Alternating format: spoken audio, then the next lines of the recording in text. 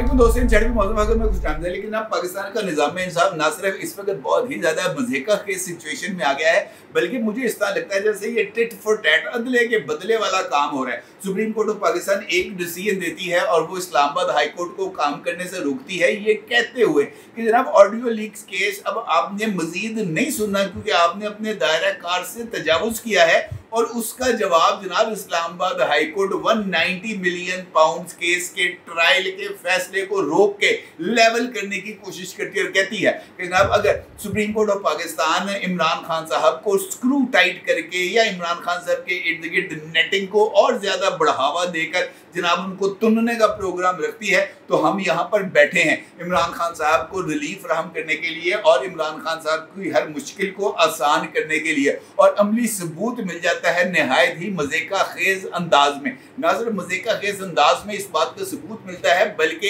इस केस का फैसला आने से पहले ही दिन के आगाज के ऊपर ही जनाब मुख्तलिफ वकला जिनका ताल्लुक पाकिस्तान तहरीके इंसाफ से है, वो इस बात का बरमला इजहार करते हुए नजर आ रहे थे कि जनाब 190 मिलियन पाउंड केस के अंदर इमरान खान साहब को सजा नहीं मिलेगी, बल्कि बहुत सारे नाबगे तो इस बात का इजहार भी कर रहे थे। तारीख एक मरतबा फिर दी जा रही थी और वो भी 27 अगस्त की कि जनाब 27 अगस्त को इमरान खान साहब जेल से बाहर निकल आएंगे क्योंकि उनके खिलाफ कोई भी मुकदमा नहीं रह जाएगा और सजाएं उनकी जो तमाम की तमाम है वो ख़त्म हो जाएंगी। 27 अगस्त को इमरान खान साहब का जो रिमांड है वो भी ख़त्म हो जाएगा और उसके बाद जनाब इमरान खान साहब जेल से बाहर आ जाएंगे। इस तरह की लोग हवाइयाँ छोड़े थे क्योंकि उनको पता था कि जनाब ये जो तोशाखाना केस एक ऑलरेडी जो है जस्टिस जो है वो क्या नाम है उनका मियाँ गुल हसन औरंगजेब साहब, उसको पहले ही उसमें से हवा निकालने के लिए मुख्तलिफ हीले बहानों से काम ले रहे हैं। दूसरी जानब 190 मिलियन पाउंड केस के ऊपर जो मर्जी जो है वो समात चलती रहे। हाई कोर्ट ने ऑर्डर दे दिया है कि जनाब इसका फैसला नहीं आना तो इमरान खान साहब को सजा नहीं सुनाई जा सकेगी। जब सजा नहीं सुनाई जा सकेगी, जब नौमन तेल ही नहीं होगा तो रहा कि तो नचड़ी बहन, तो ये एक ऐसा चीज़ सामने आई है जो ना सिर्फ बहुत ही ज़्यादा अहमियत की हामिल है, बल्कि उस सवाल का जवाब भी है जो मेरे और आप जैसे लोग पाकिस्तान के निज़ाम इंसाफ के बारे में उठाते हैं कि जनाब आपका तो 138वां नंबर है, तो 138वां नंबर जनाब खामखा नहीं आता, उसके लिए मेहनत करना पड़ती है और इस मेहनत का अमली सबूत हमारे सामने आ रहा है। कैसे, ये एक इम्पॉर्टेंट सवाल है और इस सवाल का जवाब लेने से पहले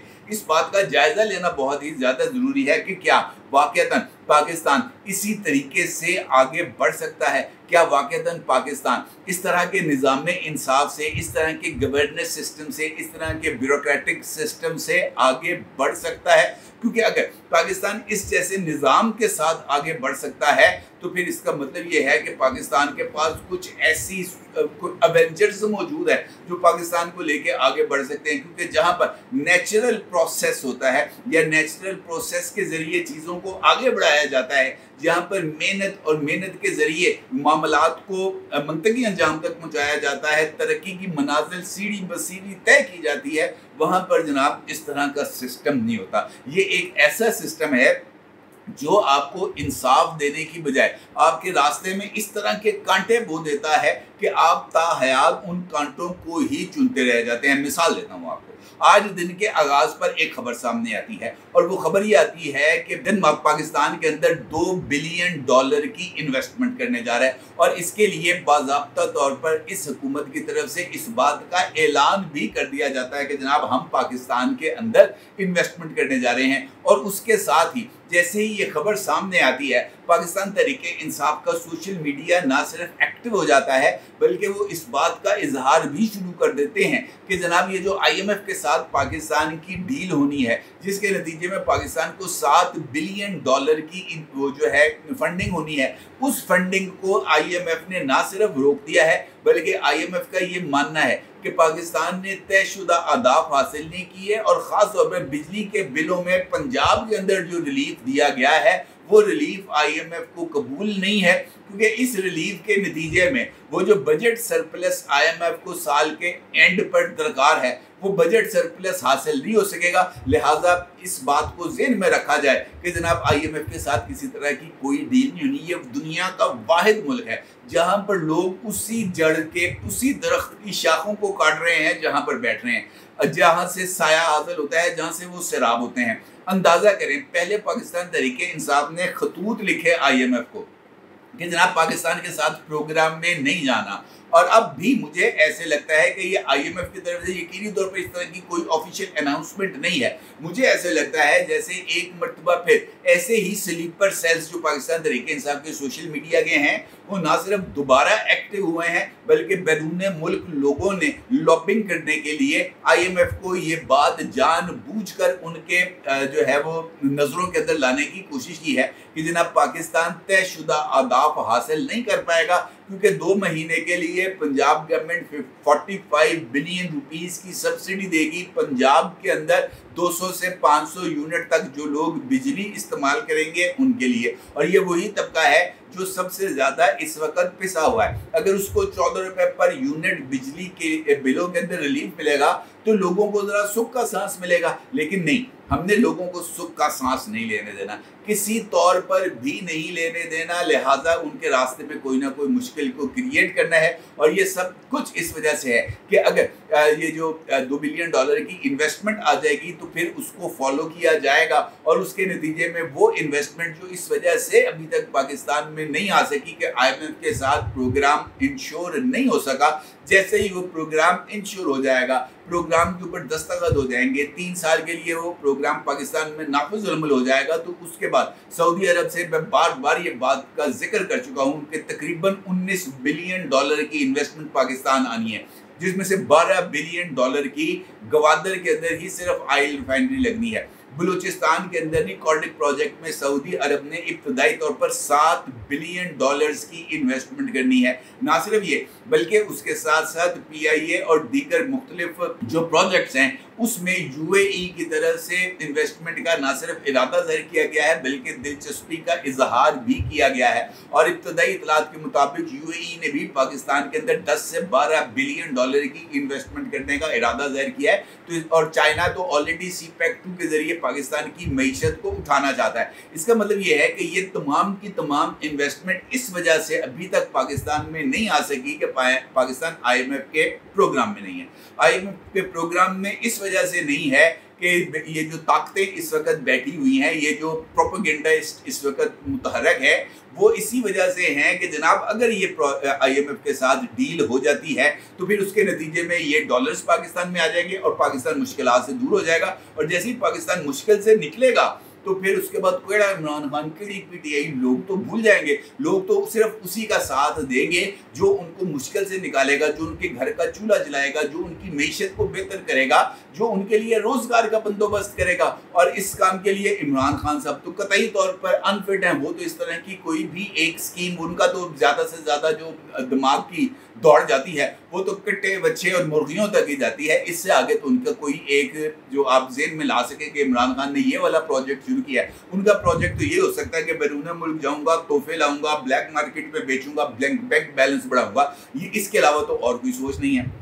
अब अंदाजा करें आप कि ये जो सब कुछ हो रहा है जिसका जिक्र मैंने आपके साथ गुफ्तगू के आगाज में किया था, यानी पॉलिटिकल अनरेस्ट की सिचुएशन को डेवलप करना, वो भी बुनियादी तौर पर सिर्फ और सिर्फ इसी वजह से है। एक जानिब पाकिस्तान की मईशत को नुकसान पहुंचाने के लिए तमाम तर कुव्वतें मुतहरिक है, दूसरी जानिब ये खदशा कि पाकिस्तान के अंदर मौजूदा सिस्टम अपनी जगह ना बना ले, अपने कदम ना जमा ले, कहीं इस तरह ना हो जाए कि 2/3 अक्सरियत हासिल हो जाए, कहीं ऐसा ना हो जाए कि 2/3 अक्सरियत की बल के ऊपर आइन में तरामीम शुरू हो जाए, कहीं ऐसा ना हो जाए कि काजी को एक्सटेंशन मिल जाए, कहीं ऐसा ना हो जाए कि जजेस को तबादले का इख्तियार मिल जाए। कहीं ऐसे ना हो जाए कि अल जिहाद ट्रस्ट केस को के फैसले को रद्द कर दिया जाए और ये डिसीजन ले लिया जाए कि टॉप 3 में से कोई एक जज ही जनाब सुप्रीम कोर्ट ऑफ पाकिस्तान का या हाई कोर्ट का चीफ जस्टिस बनेगा। सिर्फ इन खदशात से, सिर्फ इन बातों से अपने आप को बचाने के लिए कि पाकिस्तान कहीं सही ट्रैक पर ना आ जाए, पाकिस्तान कहीं जो है वो तमाम के तमाम वो लोग जिनको फैज़ हमीद नेटवर्क ने उभारा था, कहीं वो तमाम के तमाम लोगों को सिस्टम उखाड़ के बाहर ना फेंक दे। सिर्फ इन खदशात की बिना पर एक जानिब IMF के साथ मिलकर पाकिस्तान के लिए खंदकें खोदी जा रही हैं, पाकिस्तान के लिए गड्ढे खोदे जा रहे हैं, पाकिस्तान की माली मुश्किलात में इजाफा किया जा रहा है कि $5 आ गए थे सारे खा जाएंगे। यार अंदाज़ा करें, आप सोच का लेवल चेक करें। दूसरी जानिब स्टेबिलिटी, और स्टेबिलिटी के लिए जो टूल बन चुका है इस वक्त वो पाकिस्तान की जुडिशरी है। आप इससे अंदाज़ा लगाएं कि ओपन एंड शट केस जाते हैं, ओपन एंड शट केस। मैं किसी को इस बारे में साइफर केस पर किसी को तो कोई दो राय नहीं है कि इमरान खान ने परेड ग्राउंड जलसे के अंदर उस साइफर को लहराया था, इस पे तो किसी को कोई शक व शुबा नहीं है। उस साइफर की बुनियाद पर इमरान खान साहब ने हकीकी आज़ादी का नारा लगाया था, इसमें तो कोई दो राय नहीं है। इसी साइफर की बुनियाद पर इमरान खान साहब ने अमेरिका पर इल्ज़ाम लगाया था कि उसने ऑपरेशन रेजीम चेंज किया, इसमें भी किसी को कोई दो राय नहीं है। डोनाल्ड डू पर इमरान खान साहब ने इस बात का इल्ज़ाम लगाया कि अमेरिकी एम्बेसी के अंदर वो लोग जिन्होंने इमरान खान साहब से हटकर अपना एक आज़ाद ग्रुप बनाया था, अमेरिकी सफारत खाने के अंदर से उनको डॉलरों के सूटकेस मिले, इमरान खान ने इल्ज़ाम लगाया। इस पर तो किसी को दो राय नहीं है। तो इसके लिए कार्रवाई के लिए क्या कोई रॉकेट साइंस दरकार है? क्या इन बातों को जो 2+2 4 नहीं किया जाता? क्या ये इल्ज़ाम लगाना कि दोस्त मुल्क का सफारत खाना पाकिस्तान के अंदर पॉलिटिकल अनरेस्ट क्रिएट करे और गलत इल्ज़ाम लगाना और इल्ज़ाम के साथ साथ साइफर की बुनियाद पर प्रोपेगेंडा करना, क्या इस बात का सबूत नहीं है कि पाकिस्तान को इंटरनेशनली आइसोलेट करने के लिए इमरान खान साहब ने इस्टेब्लिशमेंट पर दबाव बढ़ाया था ताकि वो इंतखाबात के अंदर इमरान खान का साथ दें, वो इंडिपेंडेंट आज़ादाना इंतखाबात ना होने दें। वोट ऑफ नो कॉन्फिडेंस की बात कर रहा हूँ। तो इसका मतलब यही है ना कि किसी न किसी लेवल पर इमरान खान साहब अपना हर एक हरबा इस्तेमाल कर रहे थे पाकिस्तान के मौजूदा सेटअप को नुकसान पहुंचाने के लिए। और यही वजह है कि अब भी वो तमाम कुव्वतें जो फैज़ नेटवर्क से फैज़याब हो रही थी, वो इस वक्त इमरान खान को आखिरी उम्मीद गर्दानते हुए उसके लिए आउट ऑफ दी बॉक्स जाकर रिलीफ देने की कोशिश कर रही हैं। ये कोई तुक बनता है कि केस आखिरी लम्हे पर हो, आखिरी गवाह के ऊपर जनाब जो है वो जिरा होनी हो, लेकिन उस जिरा की बजाय आखिरी गवाह पर बयान रिकॉर्ड करने की बजाय, केस को कंक्लूड करने के अहकामात देने की बजाय, या